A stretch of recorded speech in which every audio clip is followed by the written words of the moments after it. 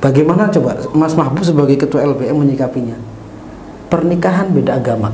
Pernikahan Saya beda kira agama. begini ya, soal kalau di NU ya, di NU itu sudah ada dalam konteks Indonesia ini ya, dalam konteks Indonesia di NU itu pernah ada keputusannya pada muktamar di Kerapiak.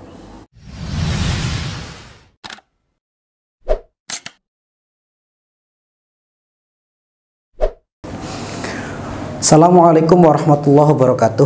Alhamdulillahirrabbilalamin. Wassalatu wassalamu ala asyrafil anbiya wal mursalin wa ala ahli wa sahbihi ajma'in, amma ba'du. Alhamdulillah teman-teman subscriber yang saya cintai, kembali lagi di dalam satu segmen acara yaitu Sodik Sowan di Dalam Kiai. Yang kali ini sebenarnya saya itu nggak sowan ya, malah disowanin atau ditamuin sama salah satu seorang kiai yang luar biasa, sangat hebat, yaitu ketua LBM PBNU atau Lembaga Bahsul Masail, pengurus besar Nahdlatul Ulama, yaitu Kiai Haji Dr. Mahbub Ma'afi. Selamat malam Mas Mahbub. Selamat malam. Saya biasanya manggilnya Mas aja ya Mas ya. Ya Mas aja nggak apa-apa biasa. Sekarang Mas Mahbub itu kan baru diangkat jadi salah satu ketua umum di Lajnah Bahsul Masail di PBNU. Apa sih Mas LBM itu Mas? Apa di dalamnya itu? Jadi begini, bahwa pada dasarnya Lembaga Bahsul Masail tentu itu adalah satu lembaga yang memang concern terkait dengan persoalan hukum-hukum agama. Pada dasarnya kalau kita tarik sejarahnya, jadi NU itu lahir itu dari forum-forum Bahsul Masail kiai-kiai dulu. Jadi sebelum ada NU secara formal, kiai-kiai itu sudah terbiasa melakukan bahsul masail, embrio bahsul, lembaga bahsul masail di situ sebenarnya. Jadi ini memang di lembaga bahsul masail sendiri itu sekarang setidaknya dibagi menjadi 3 komisi. Yang pertama itu komisi waqi'iyah. Itu biasa menghadapi masalah-masalah sehari-hari, masalah kekinian itu ya, terkait dengan soal halal haram itu kan. Itu konsen dari komisi waqi'iyah. Ada yang kedua yang disebut dengan komisi maudhu'iyah. Ini tidak terkait dengan soal halal haram, tematik.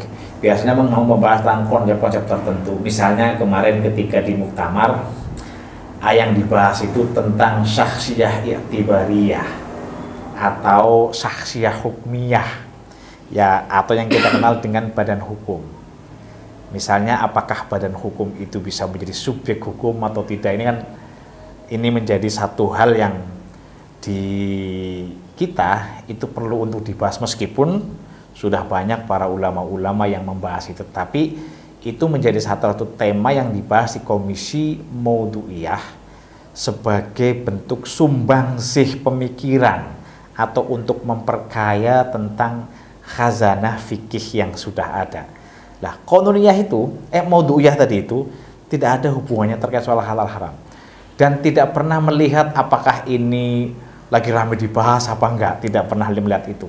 Tetapi sepanjang di dalam kajian sepanjang dalam kajian para kiai-kiai baik di PWNU maupun di PCNU itu kan ada hal yang penting terkait tentang konsep tertentu, maka PW atau PD biasanya itu akan mengusulkan kepada PBNU. Ya kemarin soal syakhsiyah i'tibariyah itu kan, nah ini kan nggak ada hubungannya soal halal haram. Tidak ada halal haram di situ. Yang ketiga di Lembaga Bahsul Masail juga ada kajian yang terkait dengan soal undang-undangan. Konuniyah. Ini bisa kita membahas misalkan draft RUU atau bahkan mengkritisi undang-undang yang sudah ada. Bahkan di NU sendiri sebenarnya sudah membuat satu keputusan yang menurut saya menarik pada saat muktamar tahun 2010 ya di Makassar. Itu salah satu pembahasannya itu adalah membahas tentang qawaidut taknin. Jadi kaidah-kaidah taknin menurut Nahdlatul Ulama. Jadi kira-kira undang-undang ini bermasalah tidak, itu kita akan itu akan dilihat apakah sudah sesuai dengan kaidah-kaidah yang ditetapkan, misalnya terkait soal prinsip kemaslahatan, soal prinsip kemaslahatan, apakah satu undang-undang atau RUU itu masuk apa tidak ke dalam prinsip-prinsip itu misalnya. Ini bagian daripada upaya untuk mengkritisi RUU atau undang-undang yang sudah ada, sekaligus memberikan masukan-masukan kepada pihak terkait agar tentu undang-undang itu menjadi lebih baik ya, atau menjadi sangat baik lah kira-kira, sehingga lebih bisa lebih bisa dirasakan manfaatnya oleh masyarakat. Kira itu. Lah, lalu apa bedanya kalau Basul Masail kan membahas salah satunya di wakilnya itu kan seperti apa yang tadi Mas Mahbub katakan, membahas tentang halal dan haram. Lalu tumpang tindih tidak dengan fatwa MUI? Saya kira begini ya. Karena beberapa kasus ada yang tidak sesuai. Ada yang tidak sesuai, ada yang berbeda. Saya kira itu wajar ya. Saya kira itu wajar. Di tradisi NU itu sebenarnya para kiai-kiai kita itu menghindari kata fatwa. Karena fatwa itu mesti seorang mufti. Mufti itu mufti kelasnya pokoknya sudah kayak top lah kira-kira itu. Sehingga sebagai bentuk rasa ketakziman para kiai-kiai kita itu tidak juarang lah ya, menurut saya malah berusaha untuk menghindari penyebutan fatwa. Paling banter itu ya ini hasil keputusan Basul Masail atau nakil gitu ya. Ya nakil, atau bisa jadi itu. Karena memang merasa kiai-kiai itu belum makomnya lah. Kita juga merasa belum makomnya. Itu satu. Yang kedua, ini kan soal nama ya. Saya kira ini nggak perlu didiskusikan lebih jauh lagi lah soal itu, soal pilihan kan, soal pilihan. Nah, sementara sekarang kita akan ke substansi. Memang ada kadang-kadang berbeda dengan keputusan yang diputuskan oleh, dan itu sebenarnya biasa-biasa saja. Ini bagi saya memahaminya sebagai sesuatu yang positif. Sebagai sesuatu yang positif bahwa memang menunjukkan bahwa khazanah keilmuan terutama yang terdalam fikih itu beragam di Indonesia. Bahwa ada perbedaan fatwa itu biasa, tidak perlu kemudian wah yang ini begini, saya kira nggak ada masalah. Bisa jadi perbedaan fatwa itu muncul karena metodologi yang berbeda atau standar yang digunakan berbeda. Misalnya kita pernah di lembaga Basul Masail, kasus yang kemarin tidak usah jauh-jauh, itu vaksin AstraZeneca. MUI menyatakan itu najis, bermasalah. Ya, najisnya di mana itu AstraZeneca? Karena ya dianggap haram lah itu ya. Sementara sisi haramnya apa? Jadi begini, ada cara pendekatan yang berbeda. Salah satu pendekatan yang digunakan oleh Majelis Ulama Indonesia terkait dengan soal intifa dengan babi misalnya. Karena di dalam proses pembuatan vaksin AstraZeneca itu pernah bersentuhan dengan unsur yang dari babi itu. Meskipun di hasil akhir tidak bisa ditemukan unsur itu. Tetapi karena untuk menuju proses itu pernah berhubungan, maka mereka mengatakan ini nggak bisa, ini standar yang mereka gunakan. Nah, penggunaan standar itu pada dasarnya kita memahami ya, bahwa mungkin dalam kerangka ihtiyat gitu. Tetapi di dalam kalangan teman-teman NU sendiri berbeda soal standar itu. Standarnya ya kalau memang pada hasil akhirnya sudah tidak terbukti, sudah nggak ada unsurnya, mau diapain lagi?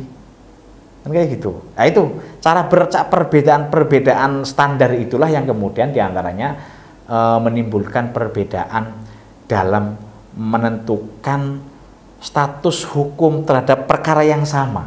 Dan saya kira nggak ada masalah. Saya kira nggak salah, mereka punya dasar, kita juga punya dasar gitu. Sehingga yang terpenting adalah bagaimana kita saling menghargai pandangan satu sama lain. Bahwa kemudian berbeda ya biasa saja. Apa yang menarik? Perbedaannya mesti akan terjadi, apalagi terkait dengan soal hukum. Ya kan? Soal hukum itu saya kira sesuatu yang biasa kalau kita di pesantren itu kan fihi qaulani atau fihi salah satu aqwal itu. Dalam hal ini ada 2 qaul, ada yang 3 qaul itu kan. Ya ini kan soal biasa saja perbedaan terjadi karena Menurut saya bahkan perbedaan di dalam lingkup seperti yang terkait dengan fikih itu sebagai rahmat. Di sini kita bisa pernyataan ikhtilafu ummatir rahmatun itu menemukan momentumnya dalam konteks kayak begini. Terutama terkait soal hukum ini boleh ini tidak kan gitu kan. Ya terkait dengan soal fikih itu sebenarnya tidak perlu dibesar-besarkan. Masalahnya memang kadang-kadang masyarakat itu tidak ya itu di akar rumputnya. Ya, di akar rumputnya itu yang kadang-kadang masih sulit untuk menerima perbedaan, terutama perbedaan hukum satu persoalan gitu. Satu persoalan. Saya kira ini menjadi tugas ya. Tugas para kiai-kiai, tugas para santri itu kelak ya untuk memberikan semacam edukasi ya kepada masyarakat kita di bawah bahwa perbedaan itu sesuatu yang biasa dan niscaya itu apalagi ngomong soal fikih itu kan sebenarnya merupakan produk ijtihad, produk ijtihad para ulama. Dengan kata lain, ketika kita belajar fikih, kita sebenarnya sedang mempelajari hasil pemikiran seorang mujtahid, pola pikirnya para mujtahid. Iya, kita sedang belajar itu gitu. Ini beda dengan syariah, kan ada perbedaan antara fikih dan syariah. Kalau syariah itu nggak bisa digoyang-goyang lah, itu sudah harga mati. Sholat 5 waktu, misalkan itu kan, sholat 5 waktu, subuh 2 rakaat, isya 4 rakaat, itu sudah nggak bisa dikotak-katik. Bahwa nanti ada perbedaan apakah ketika takbir begini, ada yang begini, nah itu ranahnya di situ kan. Ya itu fikihnya di situ bisa menjadi wilayah fikihnya, wilayah yang menjadi perdebatan oleh para ulama. Jadi sekali lagi saya menegaskan bahwa ketika kita belajar fikih ya sebenarnya kita sedang belajar mempelajari hasil pemikiran para ulama-ulama kita, para ulama-ulama atau para mujtahid ya yang ahli-ahli itulah. Sebenarnya gitu. Tidak apa ya? Sesuatu yang seharusnya biasa sebenarnya, tapi memang kadang-kadang masyarakat susah ya di akar rumput itu menerima perbedaan pendapat itu. Tapi ya memang ini menunjukkan bahwa kita perlu memberikan edukasi lebih jauh terkait soal ini. Artinya seperti ini Mas, ketika seperti yang tadi Mas Mahbub katakan bahwa fikih itu kan ma'rifatul ahkami asyariyati allati tariquha al-ijtihad. Mengetahui hukum syariat dengan cara beristihad. Otomatis saya dan Mas Mahbub tidak mungkin dong istihadnya sama, mesti ada perbedaan. Cuma yang jadi permasalahan di dalam masyarakat, misalkan MUI itu misalkan berbeda mengeluarkan satu produk hukum antara MUI dan LBM. Mana yang harus dipercayai? Sebenarnya kan dua-duanya bisa. Sebenarnya dua-duanya bisa gitu loh. Tapi edukasi yang seperti apa yang harus? Jadi begini. Kita akan kembali kepada konsep fatwa, bahwa fatwa itu kan tidak mulzim, tidak mengikat. Dia mengikat bagi orang yang bertanya. Kalau yang bertanya itu menyetujuinya, kan gitu. Kalau misalkan yang bertanya nggak mesti, dia bisa mencari mufti yang lain. Nah, kan? Ini hal yang terpenting menurut saya. Menurut saya penting dikasih tahu kepada bahwa sebuah fatwa itu tidak mengikat. Dia akan mengikat bagi yang mengimani, ya, atau bagi orang yang bertanya, dan yang bertanya itu menerimanya. Ini soal pilihan.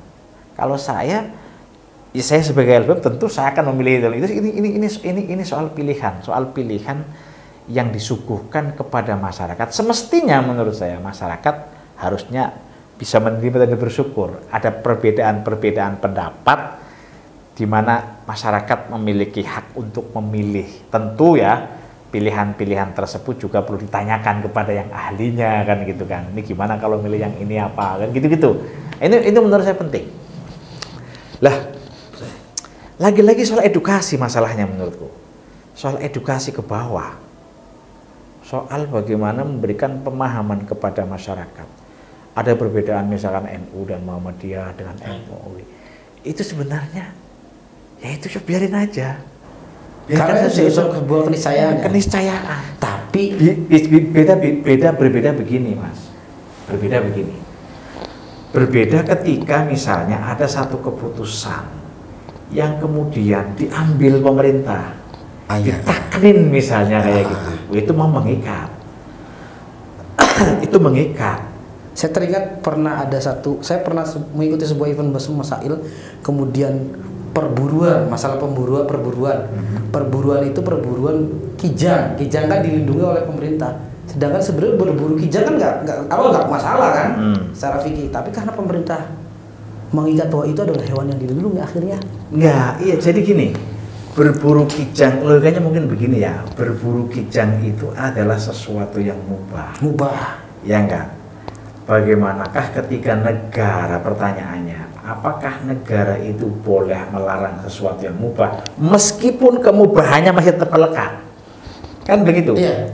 Di dalam konteks ini mungkin dengan beberapa pertimbangan bisa dibenarkan negara melarang tadi itu berburu kijang, pasti didasarkan kepada darul mafasid ya, atau kemaslahatan, misalnya karena populasi kijang itu diperlukan, itu kan berarti gitu, darul mafasid misalkan kayak gitu-gitu, sehingga ini perlu dilindungi nih biar populasinya itu, karena kan bisa menjadi mata rantai itu kan, antara satu hewan dengan hewan yang lain saling membutuhkan, bisa jadi itu begitu. Tentu ini mengedepankan prinsip ekologis ya, atau kesatuan prinsip ekologis misalnya pertimbangannya itu kan. Nah, ini menarik menurutku. Apakah kemubahannya hilang? Ya nggak hilang. Kalau toh misalkan Anda berburu kijang, Anda itu dosa. Dosanya apa? Dosa melanggar aturan ulil amri. Tetapi bukan kamu berburu kijangnya kayak gitu kan. Ya kalau berburu tetap mubah, tetapi Anda berdosa. Dosanya apa? Karena melanggar apa yang telah ditetapkan oleh ulil amri, di mana dasar penetapan ulil amri itu adalah kemaslahatan, misalnya untuk melindungi lingkungan, ya kan, bagian daripada hifdzul bi'ah itu kan, kalau salahnya begitu kan. Makanya kata Kiai Nawawi Banten atau Syekh Nawawi Banten itu kan, idza amara bi wajibin ta'akkada wujubuhu wa idza amara bi mandubin wajaba wa idza amara bi mubahin in kana fihi maslahatun 'ammah wajaba. Kalau pemerintah itu mewajibkan sesuatu yang sudah wajib, maka kewajibannya menjadi tarafnya naik lagi itu. Ketika sesuatu yang sunnah menjadi wajib, sunnah tetap, tapi wajibnya adalah wajib mengikuti perintah pemerintah. Ketika memerintahkan sesuatu yang mubah, atau bisa juga sebaliknya melarang sesuatu yang mubah, sepanjang itu karena misalkan ada kemaslahatan tertentu seperti berburu kijang, saya kira nggak masalah kan kayak gitu, diperbolehkan di dalam kasus-kasus tertentu kan kayak gitu. Nah ini saya kira yang sebagai bagian hal-hal yang kadang-kadang kurang dipahami di masyarakat ya, yang namanya masyarakat kan banyak ragamnya kayak gitu. Kita mungkin nggak terbiasa mendengar istilah oh ini sah tapi haram misalnya kan kayak gitu. Ya ini sah tapi haram. Ya ini ya wudunya sah tapi haramnya karena bukan sholat, tapi haramnya karena gosoknya itu kan. Makanya dalam mazhab Syafi'i itu ada pendapat yang menyatakan as-shalatu fil ardi al-makhsubah itu sahihah indana, tetapi haram kan belum begitu. Ya sah tapi haram. Haramnya bukan apanya tapi karena gosoknya lah. Ini kadang-kadang kan ini kan kalangan santri yang tahu itu kan. Nah ini perlu juga dipikirkan bagaimana cara menyampaikan kepada publik ya. Ini tentu kita juga perlu berkonsultasi juga itu ya, tentang kepada ahli komunikasi publik, itu penting juga. Tidak harus ya. Ini di sini kadang-kadang ini saya kira penting juga komunikasi, jangan bilang wah ini haram, ini boleh, ini kan ribut di bawah gitu. Nah maka kadang-kadang yang diperlukan adalah bagaimana kita mengkomunikasikan pesan yang ingin kita sampaikan kepada masyarakat agar tidak menimbulkan kegaduhan, agar tidak menimbulkan kebingungan di tengah masyarakat. Ini memang kita perlu memikirkan bersama-sama caranya. Apalagi contoh mas, ada satu hasil Basul Masail yang mungkin Mas Mabuk di dalamnya itu waktu munas masalah non muslim kafir. Oh ya. Ini kan gaduh mas di masyarakat mas. Gaduhnya apa? Al-Quran juga mengatakan itu kafir kok. Kenapa kita harus merubah bahwa itu adalah non muslim? Seperti itu loh. Bahkan ada yang salah tasrif pula. Jadi begini, menurut saya, kalau saya mau cerita soal itu, di perdebatan itu kiai-kiai terima loh. Kiai-kiai memiliki pemahaman yang sama gitu. Jadi istilah soal kafir non muslim jadi warga negara kan sebenarnya harus dibaca di dalam konteks fikih siasah. Di dalam konteks fikih siasah itu kan ada istilah kafir harbi, zimmi, ada kafir zimmi, musta'man, ada kafir musta'man itu kan. Nah ini kan kategori-kategori kafir itu kan ada zimmi, musta'man, harbi itu kan. Apakah relevan dengan sekarang itu? Enggak. Dulu jelas ya pada saat pandangan pembagian itu relevan. Tetapi ketika kita sudah mengenal namanya negara bangsa, ya itu agak susah. Karena gini, suka tidak suka itu, memang kafir dhimmi itu menjadi warga kelas 2. Kalau kita bayar dalam khazanah fikih bahkan kelas 2 karena ada cirinya. Iya, ada cirinya, bahkan sampai soal cara berpakaiannya pun harus dibedakan kayak gitu itu loh. Pertanyaannya hari ini relevan ya kayak gitu. Terus kalau misalkan disebut sebagai kafir dhimmi, orang Indonesia misalkan di sini disebut sebagai kafir dhimmi, yang ngasih dhimma siapa? Wong mereka juga, mbah-mbah mereka itu juga ikut terlibat dalam mendirikan bangsa ini. Itu ikut juga terlibat peperangan membela bangsa ini sehingga menjadi bangsa Indonesia. Jadi ini bukan hanya perjuangan hanya monopoli orang Islam, bahwa orang Islam adalah memiliki kontribusi besar, iya. Tetapi kan kita tidak bisa menafikan kontribusi dari pihak lain. Kita nggak bisa menutup mata. Iya, nggak bisa menutup. Makanya ketika dikatakan, jadi yang dikritisi sebenarnya itu. Jadi itu sudah nggak relevan. Pembagian kafir dhimmi, kafir musta'man, kafir mu'ahad itu kan. Nah, jadi gimana loh? Saya dhimmi yang ngasih dhimmi. Oh, mereka itu beliau mendirikan kok. Musta'mannya ke siapa? Iya. Kecuali kan kita misalkan datang untuk menaklukkan negara itu kan sebuah wilayah, oke. Nah, orang kafir itu ya adalah kita gereja itu kan. Kita ngasih dhimmah perlindungan kan. Ini kan kita berjuang bersama-sama. Konteks ini menurut saya yang perlu dilihat gitu. Jadi tidak ada NU menghapus kata kafir. Enggak, itu tidak bicara soal akidah sebenarnya. Tapi lebih bicara soal tentang konteks fikih siasah sebenarnya. Itu sebenarnya itu. Lalu ya tapi gimana ya? Tapi orang kan memahaminya sesuatu. Tapi ya kita syukurlah sebenarnya orang banyak. Sebentar Mas, clip on-nya copot. Tapi ya kita perlu syukurilah ada hikmahnya itu menurut saya. Tapi ya itu ramai juga Mas, rada gaduh juga. Ya kalau gaduh sih ya memang masalah kita kan biasa gaduh. Dan kadang-kadang momentumnya juga itu. Kemudian ada lagi yang lagi viral Mas. Bagaimana coba Mas Mahbub sebagai ketua LBM menyikapinya? Pernikahan beda agama. Ini yang lagi viral Mas, pernikahan saya beda kira agama. Begini ya, soal kalau di NU ya, di NU itu sudah ada dalam konteks Indonesia ini ya, dalam konteks Indonesia di NU itu pernah ada keputusannya pada muktamar di Krapyak, muktamar 89 apa ya itu di Krapyak, muktamar ke-28 itu nggak sah, haram itu pokoknya itu. Ini kita itu haram.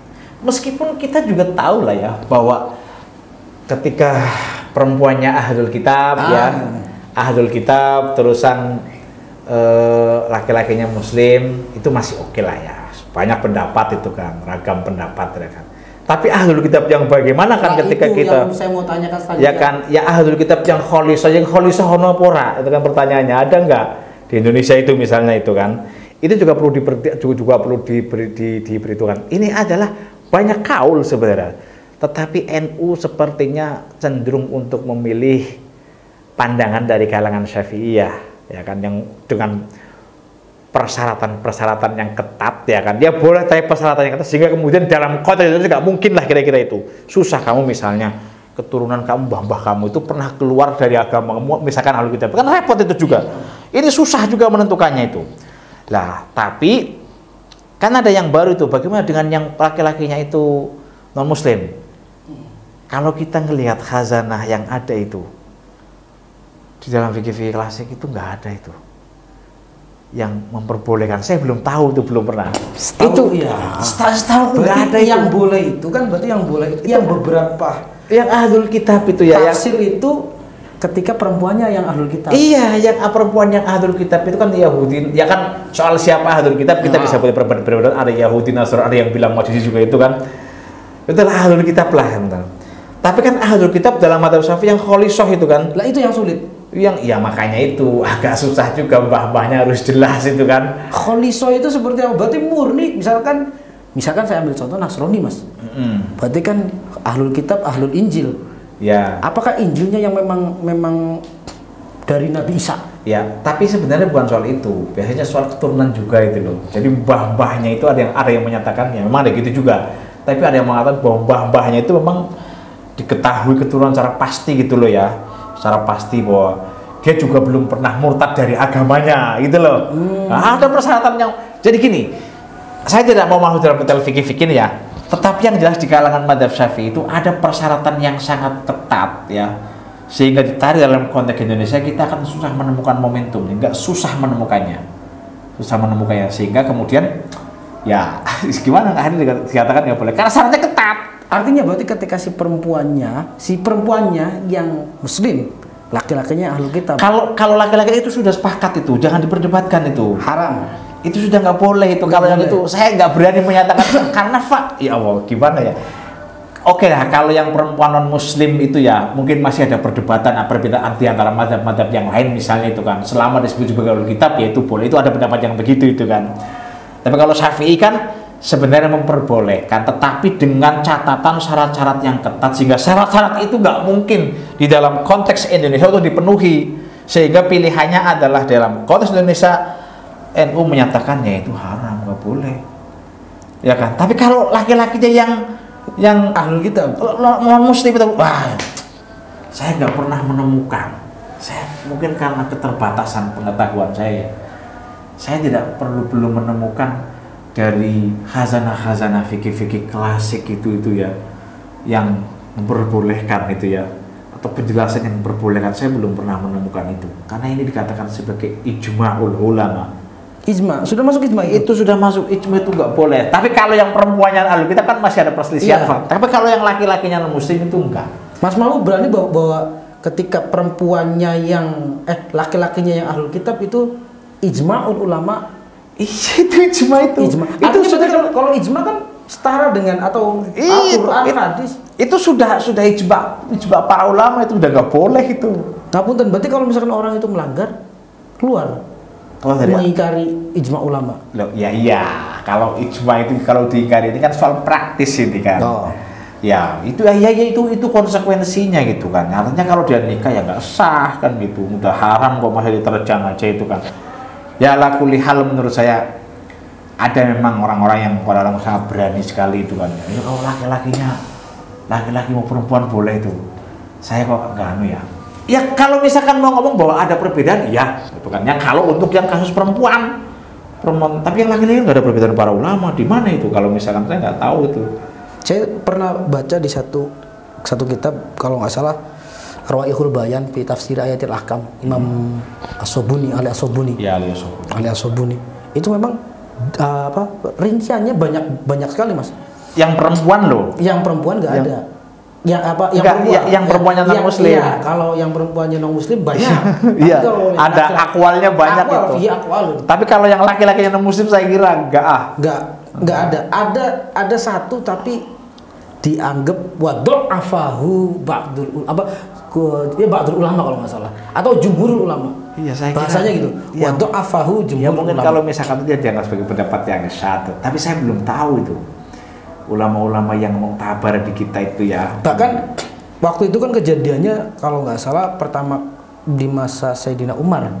Ada kejadian di masa Sayyidina Umar, kemudian alasannya Sayyidina Umar melarang itu karena nanti si laki-laki akan kalah sama si perempuan. Kalau yang kasus Sayyidina Umar itu mungkin ini ya, itu Hudzaifah al-Yamamah nikah dengan perempuan Yahudi kalau nggak salah.